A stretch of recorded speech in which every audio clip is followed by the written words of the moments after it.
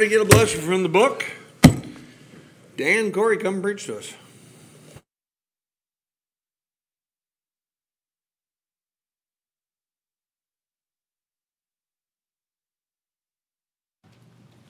Mark chapter 5.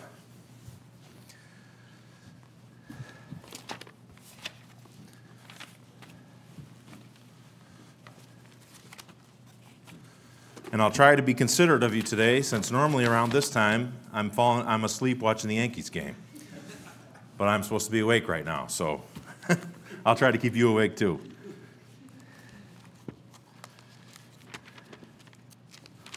Mark chapter 5. And tonight we're going to talk about storms, the storms of life.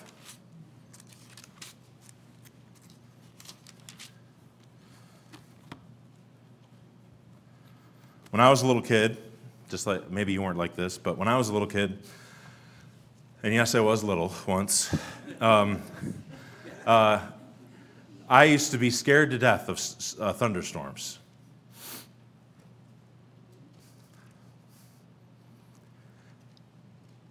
And I would lay there in bed terrified. Part of the thing was I wasn't saved, so that was part of my fear.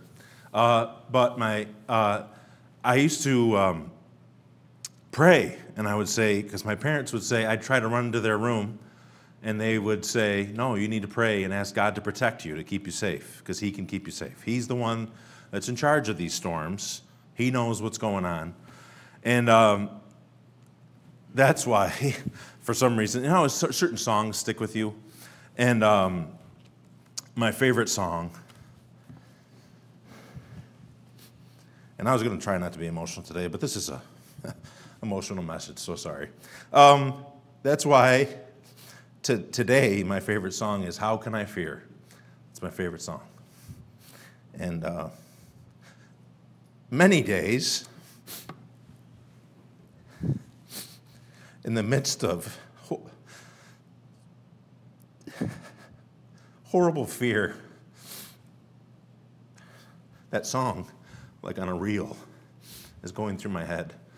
And God is good. He helps us with those things. And so I'm going to try to quickly go through some lessons that I've learned and some things that I've gleaned from other people. I don't claim credit for, if it makes sense. It's not because of me. But it's things we learn from storms. So you say, why are you talking about storms? We just had VBS, and everybody just gave testimonies about how great VBS was. Because I'm not a fool. If you read the Bible, you'll find out that every time people see great things and they see God work, He's ready to test you. And I don't even like preaching messages like this because I know I'm going to have to live it. And I've already lived it. So it's, get what I'm saying? And Pastor, anybody that's ever spoken, when you're preaching, and then when the testimonies line up with your message, then you really know you picked the right message, not totally on purpose. I don't want to claim credit for this. I had completely different ideas about today. And I wanted to pick something easy and tell lots of funny jokes, but it didn't work out that way. But the Lord's good. So Mark chapter 5, let's get to Mark chapter 5. Hopefully you're already there. And this is partly through my devotions, through some books I'm reading. Again, probably things that some of you have already figured out, I hope, but it's good to be reminded. It says in verse 1 of Mark chapter 5, and they came over unto the... Now, right before this, they passed over into the other side. How is it that you have no faith? And we're going to talk about that in a minute. But it says, they came over to the other side of the sea, into the country of the Gadarenes. And when he was come out of the ship, immediately there met him out of the tombs a man with an unclean spirit. Now, why do we go through storms? What's the purpose of the storm? That's the first point, the purpose of the storm. God knew exactly what was on the other side of the water. And he let him go across the water. Now, we can end up in a storm, just like Jonah. Remember, Jonah ended up in a storm because Jonah was disobedient. But the disciples were being obedient. God had told them they get in the boat, and he said, let us pass over in verse 35 of chapter 4. He saith unto them, let us pass over unto the other side. So they could have said no, right? They have free will, but they were obeying. They figured, hey, we're with Jesus. He said, let's go over to the other side. We're going to do what we were told. Simple request, right? And a lot of times we get simple requests in life. God wants us to do something, and we sometimes make it, at least I make it complicated. But they got into the storm because of their obedience. Now, if we're in a storm and we believe God, which hopefully you all do, I don't know about you, I have to remind myself of this a lot. I have to say, you knew this was going to happen. You can part the Red Sea. I have conversations out loud. I have a very vivid imagination, okay? Hence the reason I can't pay attention sometimes, okay? So if you think your kids, why, man, his mind wanders a lot. Okay, teach him to pay attention, but at the same time, he's not always thinking nonsense, okay? Sometimes I am thinking nonsense, but when I'm in dreamland, I'm actually thinking things through. That's how I process things, okay? So sometimes I have these very vivid conversations with myself and the Lord, and I say, well, I don't think I was doing wrong when I did that. I know that's what I'm supposed to be doing. How come you let this happen? Not a shake my fist at God, how come you let this happen, but I'm trying to make sense of all this. And then I remind myself, just like Mr. Salvage was neat, he said that, sometimes you have to give yourself a little speech and encourage yourself in the Lord. Then I remind myself, okay, well, he can part the Red Sea, he could block the sun that he did for Joshua, he can do lots of things, he can raise the dead, so he obviously could have stopped this storm from coming into my life. And he chose not to stop it. So it must be something I have to learn. And there's safety in that. Guess who knew the storm was coming before it even happened? And this storm goes back to chapter 4. Guess who knew? Jesus knew the storm was coming. He knows what's going to happen in your life before you even know what's going to happen in your life. And sometimes I shouldn't say we, I'm just going to include myself, okay? I take my eyes off of God and I say, I'm going to do my own thing or whatever. He knows what's going on. I think he doesn't know what's going on sometimes because it's beyond our comprehension. But then he does things, everything he does is for a purpose. On the other side of the water, there's a demonic man, there's a diseased woman, there's a dead girl. All these things happened because they crossed over. They could have stayed over there and been comfortable and avoided the storm. But don't you think that that's the purpose of the storm? He wants us to go through things. Everybody likes to quote Romans 8:28, and it's a good verse. And we know that all things work together for good, but we don't always see that right away. Sometimes we don't see that it all works together for good for 50 years. Or we don't ever see it during our lifetime. I can't tell you the number of stories I've read about a missionary or somebody that did something. Think of the specific ones, but those 5 pilots that were part of the Elizabeth Elliot and Nate Saint and all them, they never on this earth, they thought they were failures. I don't know if they not failures, but you know what I'm saying. They thought, we tried to reach these people, and their last memory on earth is they got killed. They ended up reaching hundreds of people because of what they did. They never saw that. Did God work it all together for good? Yeah, he did. But they never got to see it.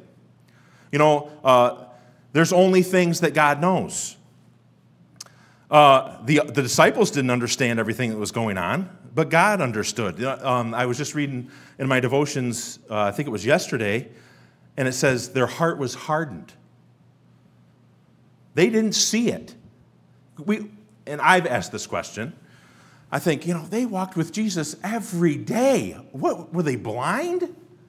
In some ways, yes. God made them blind.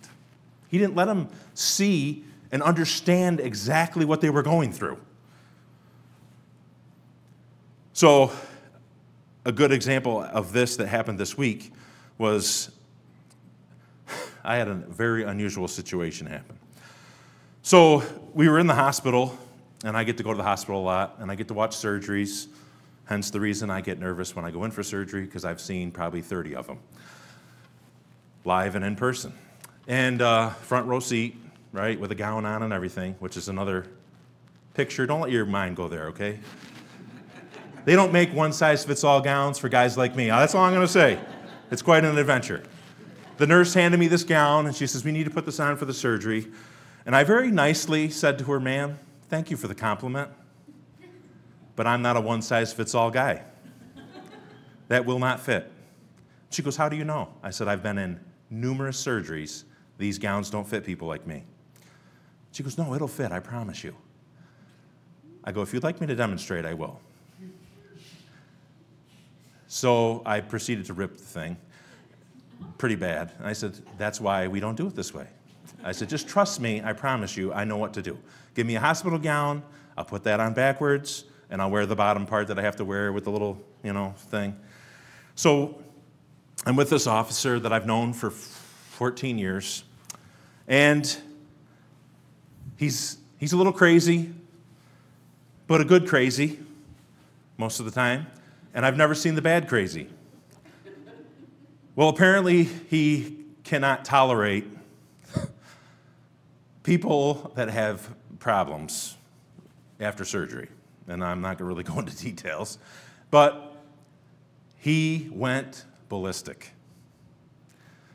So we're in this hospital room, and we have weapons, and he has a weapon, and I said, you need to calm down, because we can't have you acting like this in this room. And he goes, I can't take it. I can't take it. I can't be in here. I can't be in here with all this stuff going on.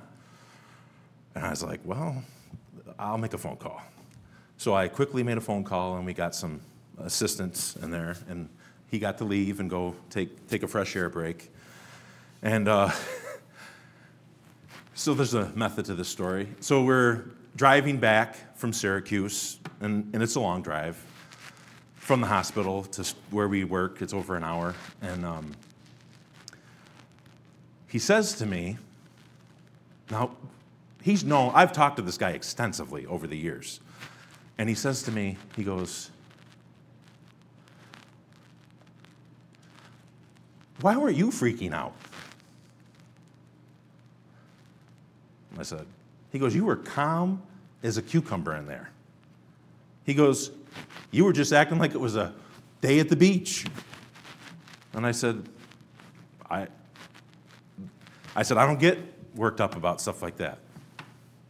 I said, let me tell you a story. And I proceeded to give him my testimony. And I told him, I said,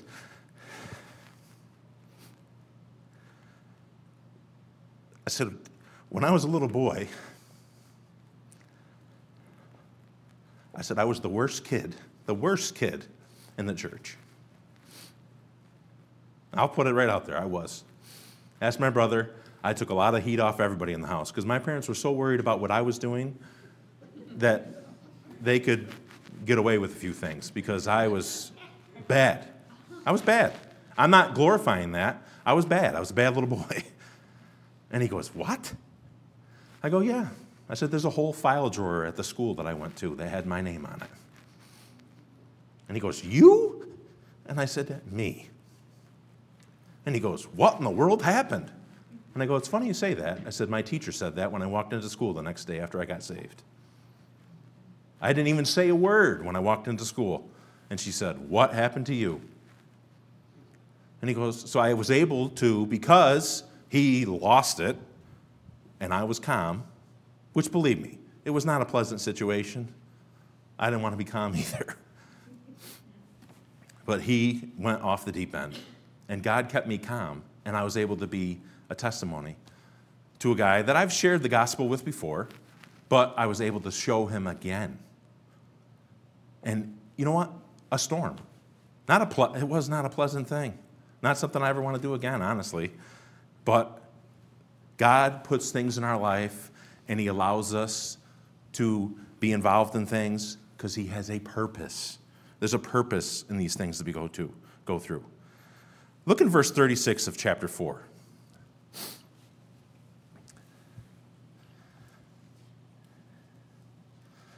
The disciples, were not the only participants in the storm.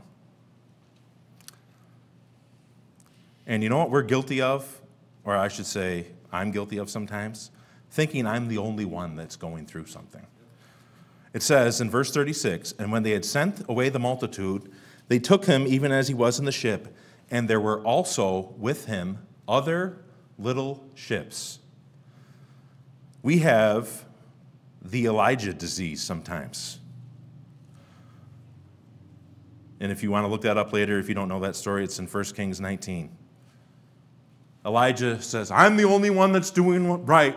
I'm the only one that's being faithful. I'm the only one.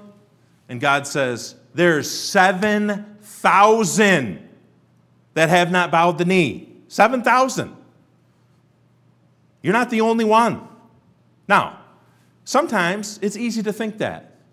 You know, we don't go to a church of 1,000 people, right? And so sometimes you think, well, we're the only church that's doing what's right, or we're the only ones that believe this way, or what. No, there's others out there. And that's why you should go out and try to get around to other people that believe the way you do when you get an opportunity. I'm not saying, oh, sorry, I'm not going to be there next Sunday. I'm going to so-and-so's church. No. Other churches have activities. Try to go to those activities, okay? Get around other people because it's good to see there's other people that believe the way that you believe. You know, I was telling Mr. Smith before the service, I said, I love the summer in the jail for one reason. His nephew works at the jail in the summertime. And I get to see somebody else that believes the way that I do. And the other day, we were having a conversation with a guy, and the other guy was sitting there with me, he's a teacher, so he's very well-spoken, and we're tag teaming this guy. It was a pleasant conversation. Nobody raised their voice. He's witnessing, I'm saying, I'm supporting what he's saying, he's supporting what I'm saying, going back and forth. It's so refreshing. Because normally, it's just me having the conversation, if I even get a chance to have a conversation. So, there's other people. Don't think that you're the only one, right? Just be faithful. And you know what? Don't think, okay, here's the tendency. We think, oh, it's really bad. Things are really bad for me. And they may be bad for you. But don't forget this, that there's other people that have it a lot worse than you do. So going back a few years, I had a shoulder surgery. And my wife kept asking me, she goes, how come they're not doing anything? Don't you tell them how much pain you're in? I go, well, kind of, not really. Well, why aren't you being? So she went to the doctor with me one time. So here was my approach, okay? I would go to the doctor, and the doctor would ask me how I was doing. And my thought process was, well, compared to the guy who lost his leg, I'm doing pretty good. So I'm not going to complain. And I would say, oh, I'm doing okay. So she goes to the doctor with me, and she goes, are you going to tell him the truth? And the doctor says, excuse me? I says, well, I'm in pain a lot all the time. I can't sleep at night. And he goes, why didn't you tell me this? I go, well, I figured compared to other people, I really don't have it that bad. I mean, I don't have serious health problems. And he goes, yeah, but you got to be honest. I go, oh, I guess you're supposed to be honest with the doctor, right? Well, you know what we do, though? And I did it today. How you doing today? Well, I'm doing fine. Don't we all say that? Now, I'm not saying that when somebody comes up to you, that as soon as they shake your hand, you should break out in uncontrolled sobbing and tell them how bad of a week you had. I'm not saying that either. But if you need to, go ahead. I'll understand it. Of all people, I understand crying, okay? And I don't know. I don't know what you're... But you know what? We're supposed to bear one another's burdens, but you know what we do? We lie a lot to each other. I shouldn't say we. I lie a lot to people. I say, oh, I'm fine. Instead of saying, well, to be honest with you, I had to have a 15-minute conversation with myself in front of the mirror just for me to come here today. If we're honest sometimes, okay? But oh, I'm fine. Everything's good. Better than I deserve. And there's nothing wrong with saying that. I'm not knocking that. Why don't we be honest? We do have it better than we deserve. But why don't we just be honest? Again, not pull out, I'm reminded of my uncle, who will remain nameless at this time, but one time he says to me, he goes, I'm healthy as a horse. Well, I've got this wrong with me, and this wrong with me, and this wrong, but I'm healthy as can be. I'm like, you just told me that you were healthy, and then you listed off 45 ailments that you have. I'm confused here. You said you were healthy as a horse. Right? And if you're healthy as a horse, does that mean you get your age measured by your teeth? I don't know. Anyways. So, we have the purpose of the storm. We have our participants. There's other people involved. There's other people going through things. Oh, and here's a novel concept in a storm.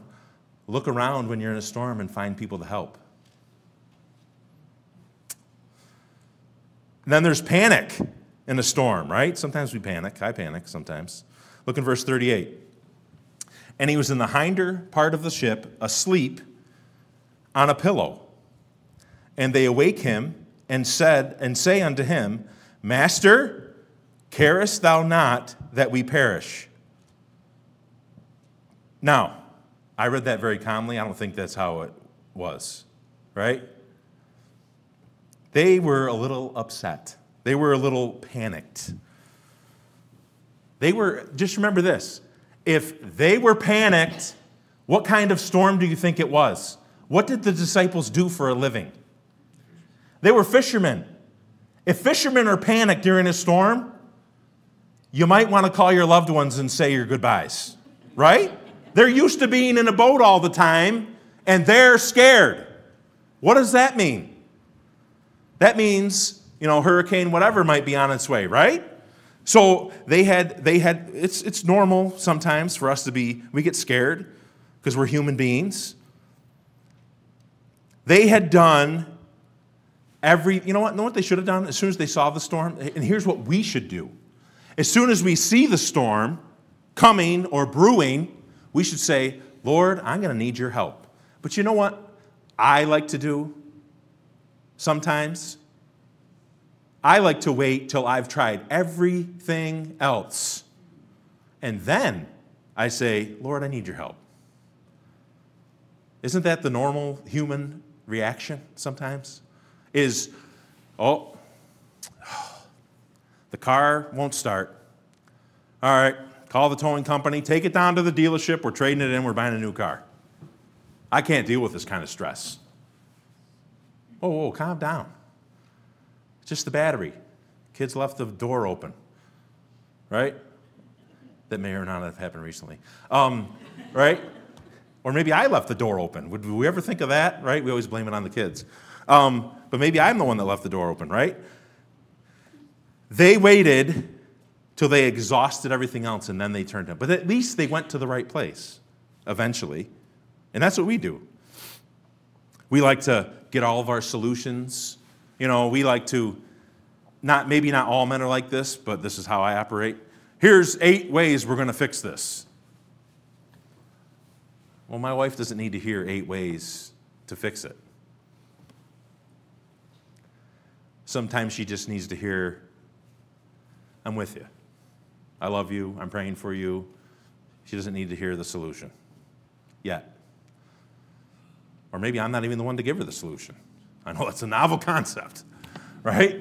But, right?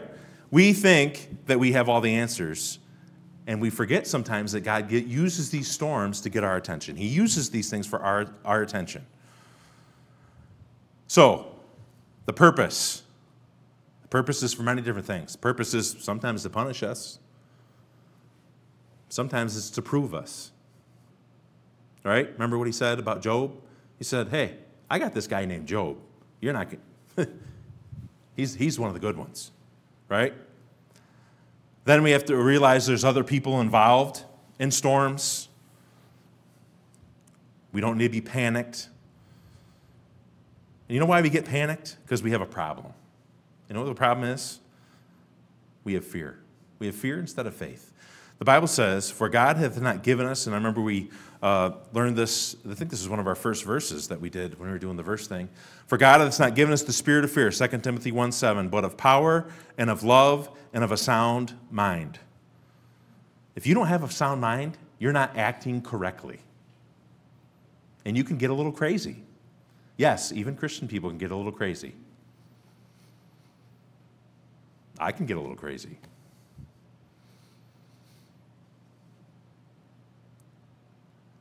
I wanted to rip somebody out of their car before, I'm just being honest. Didn't do it. Thought about it. Maybe you don't react that way. Maybe, well, I'm glad. I hope you're a better person than me. I'm just being honest with you. Right? But fear looks at the storm. Faith looks at the Savior. Faith says, yeah, things are not so great right now, but I can take my eyes off of my circumstances and I can look to the Savior. When Peter was walking on the water, how was he walking on the water? Because he was not looking at the water, he was looking at the Savior.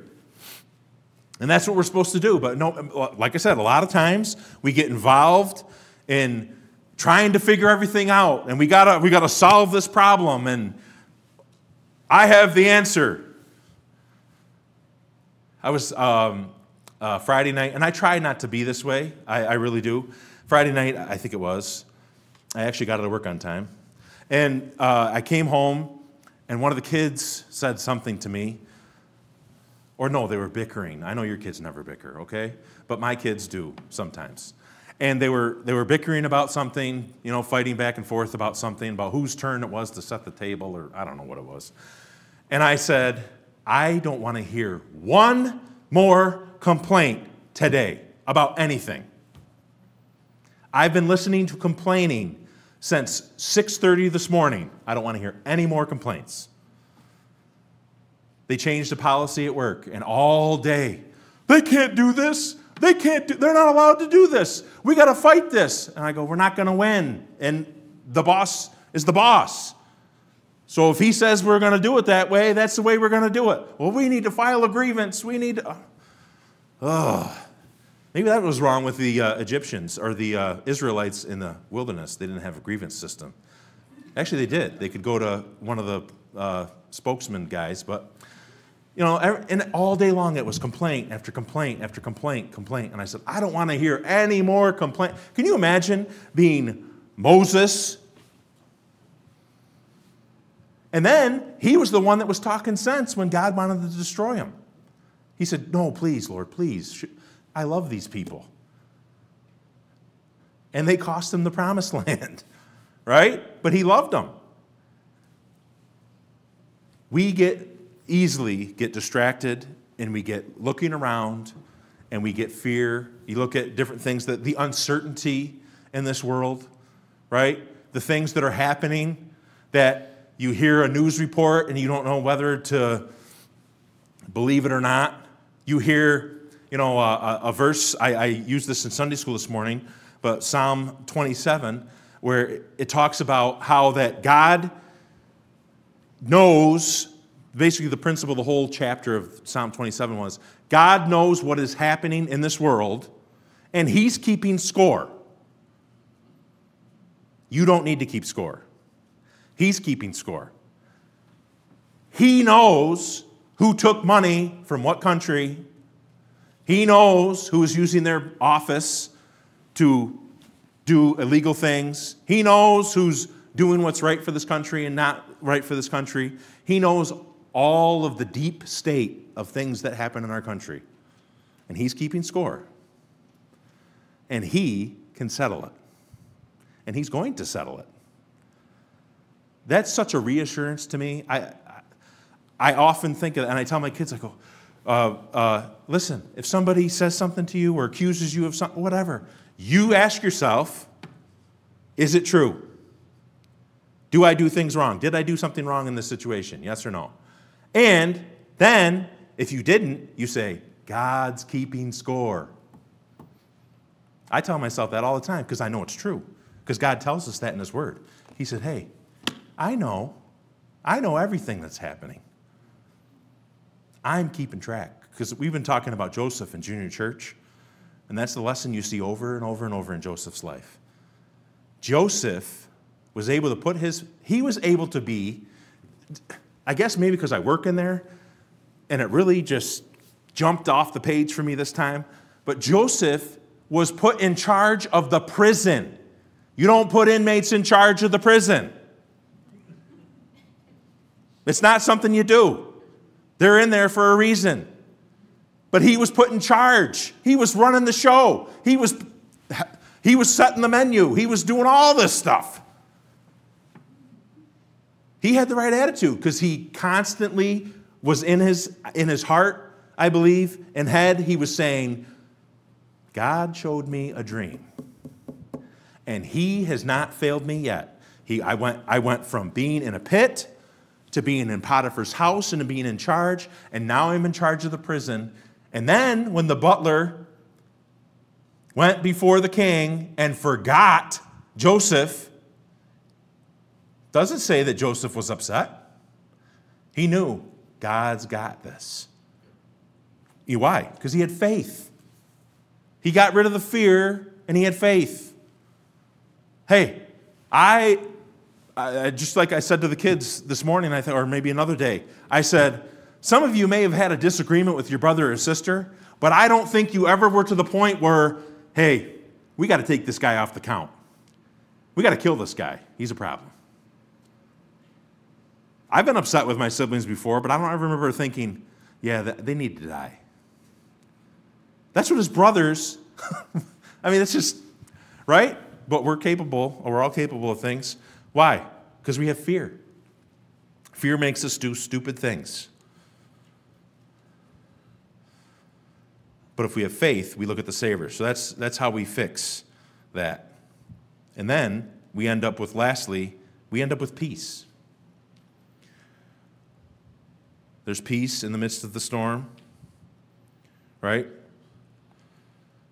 It says in Isaiah 26:3, thou wilt keep him in perfect peace, whose mind is stayed on thee, because he trusteth in thee. Nahum chapter 1, verse 7, though I walk in the midst of trouble, thou wilt revive me, thou shalt stretch forth thine hand against the wrath of mine enemies, and thy right hand shall save me. I'm sorry, that was Psalm 138:7. Nahum 1:7, the Lord is good, a stronghold in the day of trouble, and he knoweth them that trust in him. God knows who you are. And you know what? You know the biggest way, and I'm done, but I just want to end with this.